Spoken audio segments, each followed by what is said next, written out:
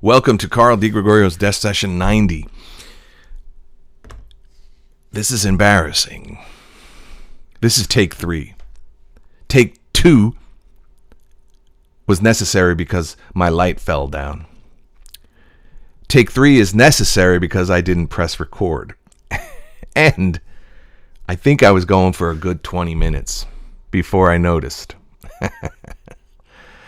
And that's only embarrassing to me because you didn't see it, you didn't hear it. But if you can imagine this dynamic going on, and if you could imagine a side view or a back view or a front view of someone doing this, it's essentially air guitar vlog, which is probably two pathetic words put together, because at least with air guitar, you're hearing some music and you're playing around and you're vibing. But if you're literally talking into space without it being recorded, I don't think you need to practice speech at this point in your life, Carl. And I'm going third person because I'm embarrassed. And I was cooking with some gas, and now I've kind of depleted the energy I would need to finish this bad boy. And I've also received many texts, and that throws me off. And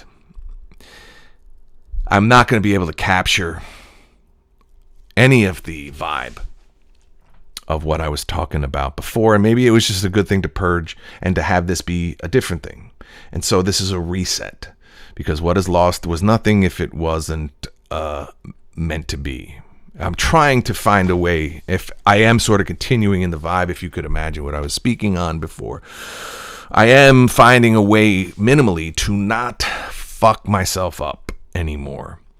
And what I mean by that is, I used the example previously, which you don't know about, and I don't know why I could refer to my phantom take, my take in a forest, my tree falls in a forest presentation of the Death Session 90. But I'm trying to resolve to not be in my speech to myself, into my inner thinking, the way I confront challenges.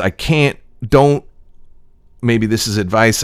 Don't be like that character in a rom-com that is the douchebag to yourself, right? And I guess I'm resolving to not mention low numbers. I'm not going to mention reading for one-line parts. I can mention it, but I'm not going to do what that judgy douchebag at a dinner party does to the struggling actor, the person starting a podcast. Because, nobody challenges the person who says, I'm thinking about doing a podcast. I'm thinking about writing a book. No one says, well, get back to me. You'd be a dick if you said, well, get back to me when it's finished. And I've kind of said that to people, which makes me a dick. But at least it's in an effort to encourage by, when you're done with it, let me know about it. But when you tell somebody, I have a book you could buy, or you could watch 90 of these episodes, they want to tell you about their plans to think about doing something. And so at minimum, not to have any kind of superiority complex or to even worry about other people's fragile egos. I got 90 of these. I got a book. I've been on TV. What the fuck do I need to prove to some jerk off in a rom-com character, right? But I do it to myself sometimes, and I'm just resolved to not do that anymore because of saying untrue things, saying true but skewed things maybe, or choosing a negative over a positive. And maybe it's a boundary thing within myself. I guess what I'm saying is we're not always able to do everything we want to do at any given time. There are sacrifices, and you can live as stress-free a life as you can manage. But inevitably, I ran over a nail. I had to get a flat tire. The way I know I'm a little bit better than years past is I was relieved to get it fixed. I went to a tire place. They charged me to patch it. But I got there with like 10 minutes to spare before they closed, and I apologized. I said, sorry to do this to you guys, but they're like, no problem. They were, never has $40 been worth it, to spend. And, I didn't have a lot of hemming and hawing. I didn't suffer the ultimate, like having to get the jack out and all that stuff or call AAA. And so even with the very low stress life, a line at the supermarket will appear, traffic will appear. But when I'm choosing to give myself grief, that is when you're not your greatest ally. And at minimum, you know, that's how I need it to be for me. And I spoke before in the Phantom take that check the lens cap, dog. I mean, fuck. I really just talked for a half an hour without recording it. Which means this is probably going to be a shorter one because I may have, you know, shot my shot there. And, you know, and now I'm trying to recapture the vibe, the gems I was saying. But alas, 90 is the number. And that's a new 10, hitting another 10. That is a new decimal. And there was an interesting question at dinner, you know, if you could go back in time, which is a good, you know, dinner question, but, you know, for, I mean, I think you don't, it's a great theoretical to show some kind of affinity for the fashion, the culture, you know, it's more of a litmus test of, you know, and we were joking about if you say 1950s, then you want to go back to Ozzie and Harriet. If you say, you know, 1920s and you say because you want to be like the Great Gatsby, you know, that's presupposing you're in the aristocracy and you're in the 1%. And people forget that, you know, even my parents' age, that most people didn't go to college. So, you know, they were rarer than most. And so, you know, you don't really, you're getting the yearbook highlights. You're not actually going through the machinations of what it would have been like. And someone said I wouldn't do anything before indoor plumbing and, like, you know, et cetera, and 90 being like there's a massive amount of nostalgia for the 90s, right? And that is just cycles, 30-year cycles. Like there was a big polyesters was a big 70s disco kind of themed nightclub thing that was going around in the 90s for 20 years before 70s nostalgia. But there is BC and AD, and there is before indoor plumbing and before and after out indoor plumbing. There is before electricity and commercial electricity and after commercial electricity. There's the Gutenberg printing press before and after. There's, you know, when literacy becomes, you know, and now we're at what they call post-literacy perhaps. But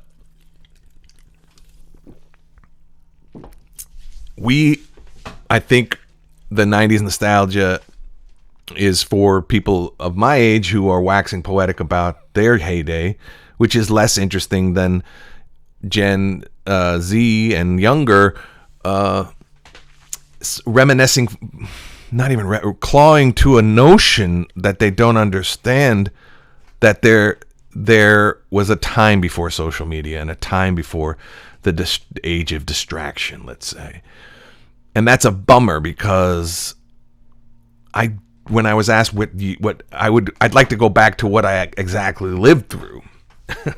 Not that I was born too late or too soon. And that took some progress to say because I had older siblings by a decade. And so I was always rushing to get to adulthood because as a little kid, I wanted to be faster along because I was not ever, I didn't have similar age siblings. So, but now as I look back on it, yes, I think it was cool to be able to, you know, and I talk about it in my show, the kind of rambunctious, wild night out in Manhattan without fear of, it wasn't even fear. It was just that the night, the city, the people you were going to meet, the people who you already were rolling with, the excitement of what could be without, you know, we were free to, you know, they say dance like no one is watching. It's like we were living like no one was watching. Now we know everyone is watching. And that's why they say that the mating is down, maybe attributable to nobody goes to nightclubs, nobody wants to drink, nobody wants to get caught, nobody wants to bust, don't want to get canceled for saying crazy things. Now, I am smart enough, I would like to say, but I also, it wasn't native to me, but social media was new to me. My thinking about would you go back in time, I would say probably not. I'd probably want to slide 4 years, maybe 4 or 5 year difference from when I was born to be a later Gen X, because I feel bad for people who don't know a day without social media or the phone. I also find it very impolite or humble braggy. Like, all you did was come to Earth via reproduction. So then to say we had it so good and now it sucks for the kids you raised. That's the world we made, right? That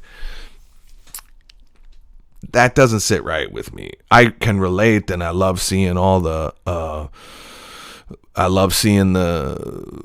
things only Gen X would understand, speak and spell and all that dumb shit, pop culture stuff. But like, it really was that for me. I can vividly remember the feeling, and I think it might have been a futon if I was lucky. I think it was a futon.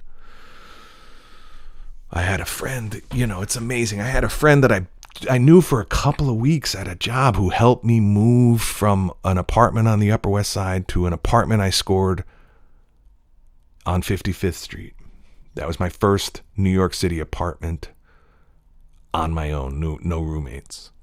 And he was flabbergasted. You couldn't believe it. I was trepidatious. I'm like, you think this is... He's like, are you kidding? It's amazing.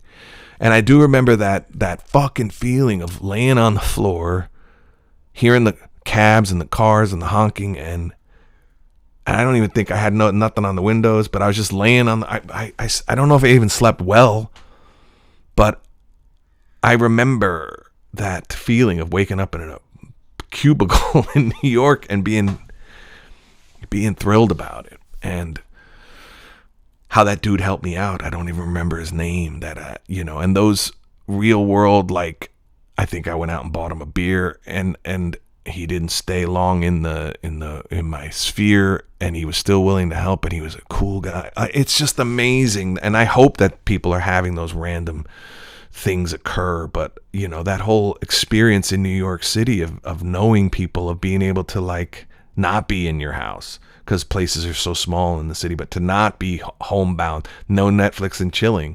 I would always I'd watch the 3 a.m. rerun of Law and Order because I got home at 2 and I got ready for bed or whatever, and I laid in bed and then I put on the, or maybe it was the 2, there's this like TNT had always rebroadcast the Law and Order, and I'd put the sleep timer on the bed and I go to bed.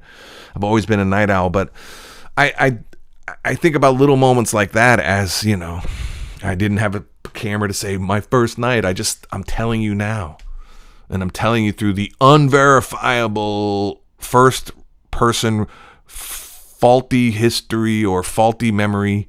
I'm telling you how I felt, and I don't have proof other than my credit report has that address, and that's part of the cool thing about phones is that you can landmark or you can timestamp milestones if that's important to you. And maybe I'm overthinking it. Maybe an introvert like me would have been in trouble with social media in high school. But I was also seeking the spotlight. So who knows? That probably, and left to my own devices, I got a lot of maturity about keep holding my tongue here. I preface everything with a proviso of, I know this may be an unpopular opinion. And then I say something, but I don't go half-cocked and say crazy shit. And I'll talk about two people that I admire they're both in entertainment, but they're in disparate fields. And I do admire Shane Gillis for taking a big loss of cancellation and coming back stronger, and probably in a better, more free, more self-reliant. he came back as a stand-up comic. So I don't think anybody who might be watching this doesn't know, but he was canceled for, again, a problem I didn't have coming up. He was on a podcast many hours like this saying crazy shit, and some of that was construed as racially insensitive, and he was fired from Saturday Night Live before he ever got on stage. And now look at him. He's selling out arenas and doing it his way, probably better paid, not beholden to that pressure cooker of Saturday Night Live, and gets to come back and host it. What a victory. But I also admire Vanessa Williams, former Miss America, who was, her career was, or her crown was taken because of erotic photos that were published against, and she was humiliated publicly before social media, and she bounced back, and I think she's won Tonys and Grammys. And you can say what you will. You can have an opinion about her ability. You can have an opinion about Shane Gillis. You can have an opinion, but you can't call those people anything but resilient, and that they bounced back and they took a real tough blow on the chin and came back. And for that, I admire, because I want to believe I am that person, but I have maybe not said the crazier thing to avoid even the mere notion. And we were talking in the previous Phantom version about me when tests were taken. When you took those blue book tests and somebody would hand it in early, I'd always be sitting there going, they finished already? As if that was a win. They could get a D, but they got it done early. It could be that they quit on half the questions. And I was sitting there going, I got to hurry up and pressure. And that's what I do with these self-tapes when I have these auditions. I try to get them in the next day or the day after. And this week I took my time because I had a longer, thankfully I had a longer window. But I took my time, and I even gave myself one more day than I would have given. And it helped me remember the lines better. It helped me live, and then to do other things than just memorize, which was the behavior and the being able to explore, quote unquote, during the takes. And to think about that moving forward, to be kinder to myself and to give myself the time now, because it's not a test. And they won't. The injustice of it all is the person who's late, because it's not test taking, it's not school, it's the fucking real world. The person who barely gets it done, barely sends it in, and says to their agent, I just finished it, I'm like 20 minutes late, can you ask for an extension? Like, that person could get the fucking gig, and the person who got it in first doesn't get extra points. It's not that way in the real world. And I have this reflex to, step up and show off that I'm a quick study, and that doesn't help. And I didn't learn that until I took the real estate exam, when I found out that I took the entirety of the time that there were people finishing early in their real estate. I'm like, okay, I can't. I'm going to go through this twice, 3 times. When I looked at the clock and I had a half hour left, I had finished all the questions, but I took that half hour to go through everything, and the ones that were borderline, I worked them out. And I passed, but it didn't feel easy, and I wasn't putting time in the hopper. I definitely finished ahead, but I used that time to go back to ensure completion, to ensure victory. And if I'm the kind of actor that changes from knowing it a little bit, and then it's a quantum leap if I know it a lot, then I have to give myself. And so that means that with a shorter budget of time, I have to do the same amount of work. It just has to be more condensed before the deadline. Except for rare, horrible deadlines that they give you 24 hours, what can I do? But you can do it as much as you can until that deadline. And hopefully there's some justice there. But if you get more than 48 hours, that should be ample. But if you get a week, And so, on top of talking to myself better about humble brags and things like that, and again, this is all I feel like I don't know if I've said this in this episode or in the Phantom episode. And so I guess we're going to do a short one because, again, one of the fantasies, and I don't want to call it a fantasy anymore, but one of the goals of what I didn't like about any job, I'm sure nobody does, right? The tough part about a job is like that your time is not your own, right? And you're trading life units for pay. And I always envied people who had their schedule to themselves, but could somehow turn $1. And I have to figure that out. And I don't know if it's possible. But I know that the work before me is to always do one of these a week. And so, again, not to ever again belittle it because it means something to me. And, and to not play out the role of the douchebag in the romantic comedy at a dinner party, making the lead guy who's still trying to figure it out feel like a jerk off. Why would I do that to myself? There's plenty of that guy out there, and you're gonna run into him, and I can't stop that either. But I am going to, remind myself that, as long as I'm ahead of schedule, when I do these, when I record them, I have many days before I release them. But when things get busier, I'm going to have to fit this in with the auditions, with family obligations, with just life. And the fantasy is to be, I love how this entrepreneur class, and they're now mixing in with social media, and they're bragging about how they don't think they love going to work. I'm like, of course you do, because you're the boss. So the boss can come and go as he pleases, right? And no one has to kiss the boss's ass. And so I guess that would lead you to try, well, I'm going to try to be my own boss. Well, hopefully, right?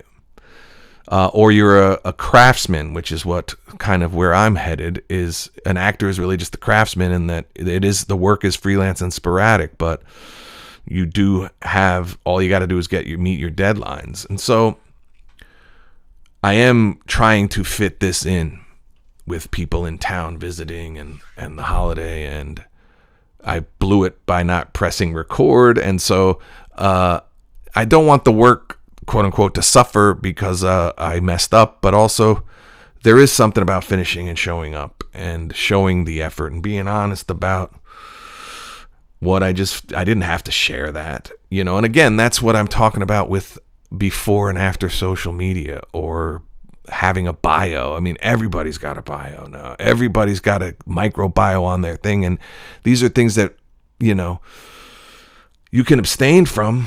You're going to be left out, or you're lucky enough to be able, if somehow you're off the grid. I do have a friend, he's got a phone and we text, but he has to like log into his son shit to trade memes and stuff. So he's not that wrapped up in it. And maybe those are the enviable people, but for what we do and what I do, this probably takes up, more input than I need. I'm overstimulated. But I also remember, this is probably what the discourse on politics and stuff previous to social media, which is just media. It's just TV in your pocket, right? Most people could just avoid the news. They didn't buy newspapers. They didn't read. So they just did what they wanted to do. Now it's unavoidable, and there's bleed in everything. Everything is bleeding out into everything. And so people are maybe for the better informed, or overstimulated, or over inputted. And there's a great comedian, Des Bishop. Is that his name? White guy, gray hair, New York comic. And he talks about, mindfulness. He jokes about being mindful because before you had a cell phone, you had to just wait for the bus. It's a brilliant bit. You got to look him up. I think it's Des Bishop. But he's right about that. But when he says I'd wait on the bus and I just stare at condensation, that's hilarious, because but I was always a book guy, always a newspaper guy. Couldn't go out to eat by myself without the paper. If I'd go to 3 bodegas if they were out. I would read the Wall Street Journal if that's all they had left. Always have a book. Before Kindle, I left a book at work behind the bar. I still hadn't finished, but I didn't want to go back into work to retrieve the book. I went to a bookstore and bought the same book to finish the book. I forgot to pack a book when I was or left a book in an airport, went to Barnes & Noble to buy the same book so I could finish it. So it's not as rapid fire, but I was always reading magazines, newspapers, books, listening to sports talk radio, WFAN, and still all of that was not present in the 20s or whatever. But I've always been a person who's, kept it going. So I don't know that I'm any worse off or overstimulated. Maybe that was all just coping back then too. I also used to chainsaw.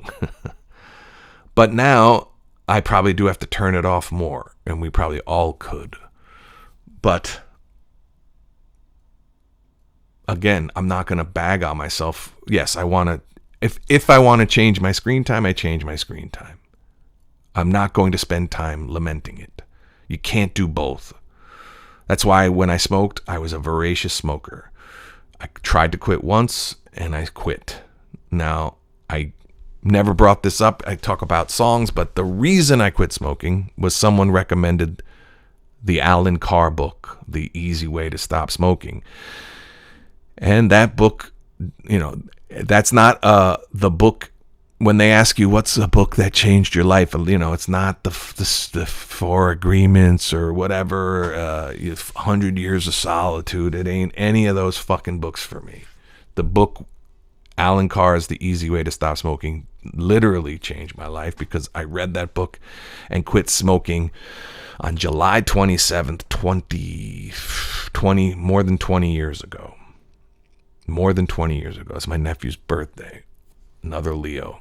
But I quit smoking 3 days before my birthday, and I haven't smoked a cigarette since, because of Alan Carr's book, which, as far as syntax and as far as erudition or a prose, it's not a humdinger. It's a nuts and bolts approach. He figured it out, and he saved many lives. And sadly, he died of lung cancer because he was like a 4 to 5 pack a day person. But that book, and I won't really preface it anyway, other than to say all you have to do is buy it, smoke, and read it. The problem was I was a very fast reader and a voracious reader, and by the time you finish the book, you're going to extinguish your last cigarette. So that's the only promise of that book, and it's kept. And so that book is the book that changed my life. And if nothing else comes out of this shortened, a little bit hyper-spent desk session, because I blew it, take home and take charge and get that book. If you're, and the beauty of it is nobody's been smoking as much, maybe I don't know if he passed away, so I don't know if they have an updated version for vaping, but it helped. And all this to say that I knew so many people would constantly smoke and constantly say, I got to quit. And I'm like, I just wasn't going to do that, because you fail, and I don't want to be the cause of my own failure, And so we're at 90. And if I'm guarding against criticism, then who cares? I'm never going to be able to do that, but I'm not going to do it to myself. There's 90 of these things. That's a lot. It's not everything, because 1,000 would be something to be proud of too, and much more so just by degree. But my opinion of myself is the only one that matters, and that's how I should have calibrated over the years, and now I guess I am. So I guess the question of where you would, when they ask you if you'd want to be born some other time frame, it's a way to sort of say to yourself, what would I do differently, or what appealed to me and didn't appeal to me about my era. And I think, I am lucky. I always have been. And I'm going to keep that going. And I guess we're at the point where I get the song, because I didn't get all I realized I didn't press record by the time I didn't get to the song part, at least.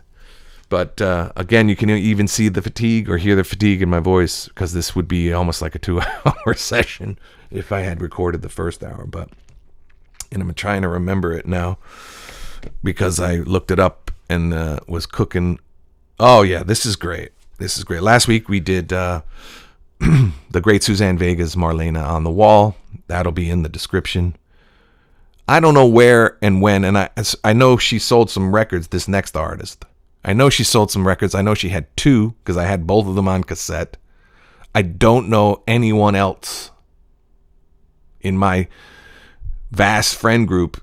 I was the only cat that was vibing on this artist, and she was, and again, it's one of those things that the streaming service did bring to my life, because I get in these moods where, and that song came up, and I remembered it.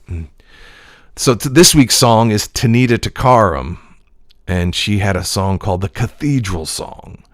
Very moody, very alto, very low-voiced woman's voice. Very moody, atmospheric, not even sure what she was singing about.